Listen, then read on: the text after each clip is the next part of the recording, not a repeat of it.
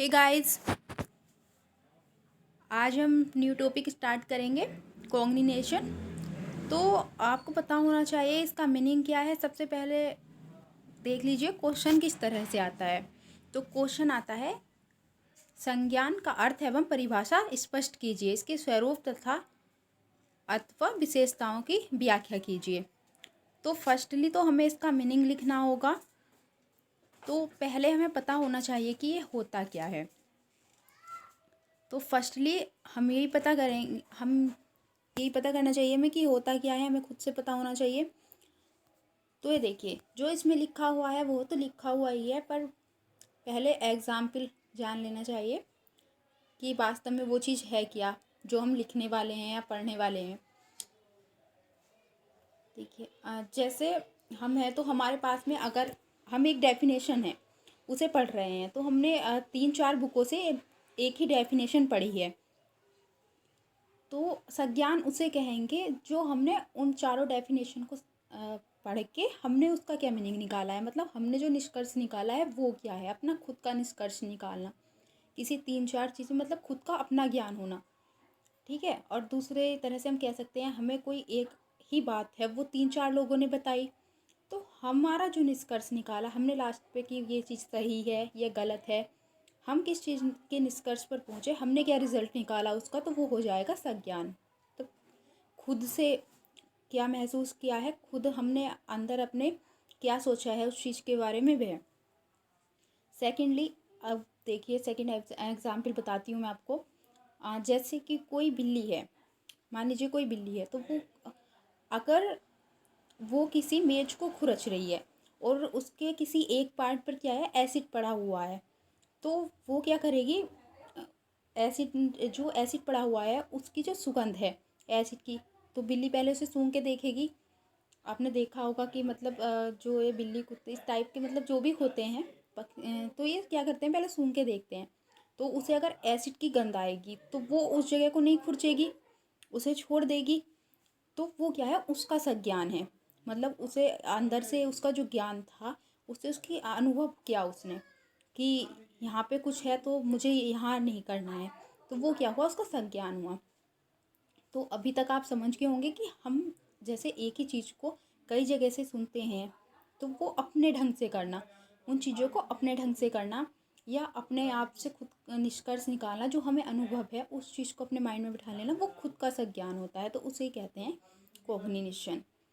तो अब ये देख लीजिए लिखना कैसे है, मीनिंग ऑफ कॉग्निशन। तो वैसे मेरे पास अलग से इसके नोट्स भी हैं, बट आप यहाँ इससे ही देख लीजिए। तो ये देखिए, मनोवैज्ञानिक अवधारणा के अनुसार संज्ञान वह मानसिक क्रिया या प्रक्रिया है जिसके द्वारा ज्ञान अर्जन होता है, मतलब ज्ञान का अनुभव होना, जिसमें ज्ञान या जानकारी प्रत्यक्षीकरण अंतः प्रज्ञा और तर्क आदि सम्मिलित होते हैं। आप देखिए, पहले अर्थ लिखिए इसका, फिर एग्जाम्पल लिखिए, आप खुद से क्या समझे हैं वो लिखिए। फिर संज्ञान शब्द का प्रयोग अक्सर अधिगम और चिंतन को व्याख्यात करने के लिए किया जाता है। मतलब कि जो चिंतन चिंतन क्या होता है, मतलब सोचना। हमने कुछ चीज़ें सुनी, फिर हम क्या करेंगे, अगर हम कुछ चीज़ सुनते हैं तो हम क्या करते हैं, थोड़े टाइम बाद उस चीज़ के बारे में सोचने लगते हैं, तो उसे कहते हैं चिंतन करना। हमने वो सोची, फिर हमने अपने अकॉर्डिंग उसे सोचा कि सही है या गलत है, तो वो हमने फिर निष्कर्ष निकाला कि सही है या गलत है, वो हमारा संज्ञान हो गया। तो आपको एक क्लियर तो हो गया होगा अब। कॉग्निशन शब्द की उत्पत्ति लैटिन भाषा के कॉग्निशियर शब्द से हुई है। इसका अर्थ है जानना या ज्ञान। और देखिए समझाना, वो तो आप समझ ही चुके होंगे, एग्जाम्पल ये सब लिखा हुआ है तो ये तो लिखना ही पड़ता है। तो फिर यहाँ पे सारा ये इसका मीनिंग से लिखा हुआ है, और ये अलग अलग जो वैज्ञानिक हुए हैं उनके अनुसार हमें, अगर हम किसी भी चीज़ का मीनिंग लिखेंगे तो पहले हमें उसका मीनिंग लिखना होगा, उसके बाद हम क्या करेंगे, कुछ साइंटिस्ट लेंगे। देखिए, पहले जैसे संज्ञान का टॉपिक अगर एग्ज़ाम में आ जाता है तो हमें कितने, अगर लॉन्ग क्वेश्चन में आता है तो हमें 8 पेज का करना होगा, मतलब 4 पेज वैसे खड़े खड़े से, और फिर मतलब टोटल 8 पेज का हमें लिखना होगा अगर लॉन्ग क्वेश्चन में आता है तो। तो पहले हम उसका मीनिंग लिखेंगे कि इसका मीनिंग क्या है, फिर हम उसके एग्ज़ाम पे लिख देंगे, मतलब जो भी मैंने बताए हैं वो भी आप लिख सकते हैं, जो अपने अकॉर्डिंग बताए हैं वो सब आप लिखेंगे। फिर ये लिख देंगे आप इसके रूप क्या क्या होते हैं, तो चेतन और अचेतन और मूत्र और अमूत्र, तो ये आप लिख सकते हैं इसमें। फिर आपको क्या लिखना है, जो वैज्ञानिक हुए हैं, जो मनो साइंटिस्ट हुए हैं, मतलब कि जो मनोवैज्ञानिक हुए हैं, उन्होंने क्या क्या अपने डेफिनेशंस दी हैं तो वो आपको लिखनी होंगी। तो बहुत सारे मनोवैज्ञानिक हुए हैं, सब ने अलग अलग डेफिनेशंस दी हैं इनकी, तो आपको 3-4 डेफिनेशंस याद करनी है तो वो आपको लिखनी होगी। और फिर आप लास्ट में आप 3-4 का लिख देंगे, फिर आपको खुद से जो समझ आया कि आप क्या समझे तो वो आपको लिखना होगा, अपना पॉइंट ऑफ व्यू आपको ज़रूर देना है। तो ये देखिए, एनसाइक्लोपीडिया, इनके अनुसार क्या था, संज्ञान के अंतर्गत उन समस्त प्रक्रियाओं की गणना की जाती है जिनका संबंध किसी संज्ञानात्मक अनुभव से होता है। फिर जेम्स ड्रेवर ने का बोला संज्ञान के बारे में कि संज्ञान एक सामान्य पद है जिसके द्वारा ज्ञान या ज्ञानात्मक अनुभव के समस्त रूपों, प्रत्यक्ष, कल्पना, चिंतन, निर्णय एवं तर्क का बोध होता है। फिर ये क्रचफील्ड और बेलेची, तो इन्होंने कुछ अन्य निष्कर्ष निकाले अपने। तो इन्होंने बोला कि व्यक्ति के संज्ञान का विकास उद्दीपक और अधिगम सिद्धांतों से प्रभावित होता है।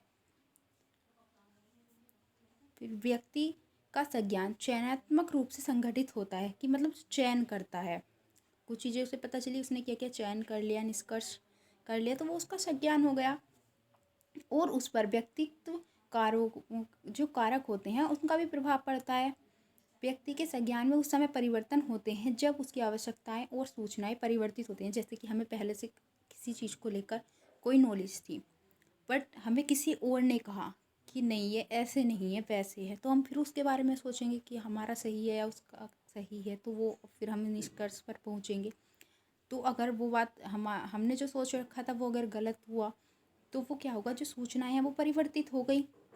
तो वही लिखा हुआ है यहाँ पे। और 4th पॉइंट देख लेते हैं, व्यक्ति के संज्ञानात्मक परिवर्तनों पर उसके व्यक्तित्व से संबंधित कारकों तथा उसकी पूर्व स्थिति संज्ञान प्रणाली का प्रभाव पड़ता है। व्यक्ति की संज्ञान प्रणाली का प्रभाव उस व्यक्ति की संज्ञान विशेषताओं पर पड़ता है। ऐसे ही काफ़ी सारे जो वैज्ञानिक हैं वो हुए, आप स्क्रीनशॉट लेकर नोट्स बना सकते हैं। ये देखिए, फिर ऑक्सफोर्ड डिक्शनरी हुए तो इन्होंने अलग ही परिभाषा दी। संज्ञान की परिभाषा है विचार, अनुभव और इंद्रियों के माध्यम से ज्ञान अर्जित करके और अवबोध की मानसिक क्रिया या प्रतिक्रियाएं। वेबस्टर शब्दकोश के अनुसार सबका कहने का ढंग अलग है पर बात तो एक ही है कि खुद का ज्ञान होना, खुद से किसी बात पर पहुंचना। इनके अनुसार जानकारी, ज्ञान और प्रत्यक्षीकरण की क्रिया संज्ञान है। ये नेसर हुए तो इन्होंने बोला संज्ञान शब्द उन सभी प्रक्रियाओं का संदर्भ देता है जिनके द्वारा इंद्रिय क्रियाएं रूपांतरित मात्रा में कम व्याख्यित, एकत्रित, खोई शक्ति को अर्जित तथा प्रयुक्त होती हैं। इस प्रकार ये वही चीज़ें हैं कि बहुत सारी सूचनाएं आसपास से ग्रहण हो जाती हैं, उन्हें क्या करते हैं हम निष्कर्ष में बदल लेते हैं कि मतलब क्या चीज़ सही है। हम लास्ट में जिस निष्कर्ष पर पहुंचते हैं तो वो हमारा संज्ञान हो गया, वो संज्ञान के द्वारा ही संभव है। अभी देखिए, आयु और अनुभव के आधार पर बालक इस दुनिया को समझने के लिए विकसित होता जाता है, इसे संज्ञानात्मक विकास कहते हैं। अब देखिए, जो संज्ञानात्मक विकास है, कॉग्निटिव डेवलपमेंट जो है, तो उसके बारे में एक लॉन्ग क्वेश्चन आता है तो वो हम सेकंड यूनिट में डिस्कस करेंगे। और जो जीन पियाजे का जो संज्ञानात्मक विकास है तो वो काफ़ी इम्पोर्टेंट है। तो जीन पियाजे का क्वेश्चन लॉन्ग क्वेश्चन में आने के काफ़ी चांसेस रहते हैं। तो ये तो थी संज्ञान की बात कि संज्ञान क्या होता है। अब नेक्स्ट में हम पढ़ेंगे कि संज्ञानात्मक विकास जो होता है वो क्या होता है। कॉग्निटिव डेवलपमेंट शायद आपने पढ़ा भी होगा, जीन पियाजे के बारे में नहीं पढ़ा है तो मैं बता देती हूँ। ये वही थे जिन्होंने बाल विकास में सबसे पहले ध्यान दिया था कि बाल जो विकास है, जो बच्चों का विकास है वो किस तरह से होता है। अपनी धारणा इन्होंने सबसे पहले दी थी। इनका जो नाम है वो सबसे पहले आता है जहाँ चाइल्डहुड की बात हो रही हो। बाल विकास का सिद्धांत भी इन्होंने सबसे पहले दिया था। तो इनके अकॉर्डिंग जो संज्ञानात्मक विकास है उसका काफ़ी इम्पोर्टेंट क्वेश्चन है, बट वो सेकंड यूनिट में है। अभी जो हम फर्स्ट यूनिट पढ़ रहे हैं तो इसमें यही है कि संज्ञान क्या होता है, इसकी विशेषताएं, जो करेक्टरिस्टिक हैं वो क्या हैं। तो अभी तो फ़िलहाल हम यही पढ़ रहे हैं। सेकंड यूनिट में हम इसे काफ़ी डिस्कस करने वाले हैं, क्योंकि इस पर से लॉन्ग क्वेश्चन आता ही है। हो सकता है संज्ञान के बारे में ही पूछ लिया जाए कि ये क्या होता है, इसकी करेक्टरिस्टिक क्या हैं, तो ये भी क्वेश्चन बन सकता है। और जीन पियाजे की जहाँ तक बात है वो भी हम अगले लेक्चर में डिस्कस करेंगे। तो ये देख लीजिए, ये सब वही है कि अलग अलग तरह से किया जा सकता है। और फिर ये देखिए विशेषताएं, ये सब वही चीज़ें हैं जो अभी हमने थोड़ी देर पहले डिस्कस की हैं। तो इसके आधार पर हम दूसरों के संबंध में प्राप्त सूचनाओं की व्याख्या करते हैं। दूसरों से हमें कोई सूचना मिली, वो हमें फिर हमने उसकी धारणाएं खुद की बना ली, फिर उसके किया गया दूसरों के संबंध में हमने सूचनाओं की व्याख्या कर दी। उसके बाद क्या हुआ, जो दूसरों के संबंध में प्राप्त सूचनाओं का उपयोग किया गया, हमने अपने ढंग से किया। थर्ड में भी यही होगा कि प्रतिदिन अनेक तरह से मिलता है, अनेक तरह से सूचनाएं मिलती हैं, और जो फिर इधर उधर हम बोल देते हैं चीज़ें।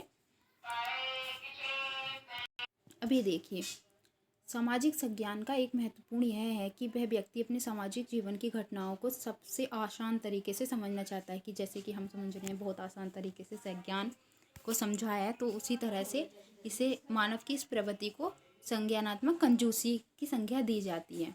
और फिर यही है, व्यक्ति जब एक बार किसी चीज़ को सही मान लेता है, अपने ज्ञान में स्थापित कर लेता है, अपने माइंड में रख लेता है, तो वो उसे चेंज नहीं करना चाहता। कि अगर उसे लग रहा है कि कोई चीज़ हमने जो सोच रखी है बस वही सही है, और दूसरा बोल रहा है कि नहीं गलत है, तो बस उसे अपनी बात को रखना चाहता है, उसे चेंज नहीं करना चाहता। तो लास्ट पॉइंट हमारा यही हो जाएगा। तो अगर वीडियो अच्छी लगी हो तो वीडियो को लाइक करें और चैनल को सब्सक्राइब कर लें, और प्लेलिस्ट में जाकर जो पिछले ईयर के पेपर्स हैं वो भी देख लें। लास्ट ईयर के पेपर मैंने अपलोड किए हुए हैं, उन पर वीडियो बना रखी है, वो ज़रूर आप जाके देख लें। और पिछले लेक्चर भी हो चुके हैं, तो आप जाकर उन्हें भी ज़रूर पढ़ें।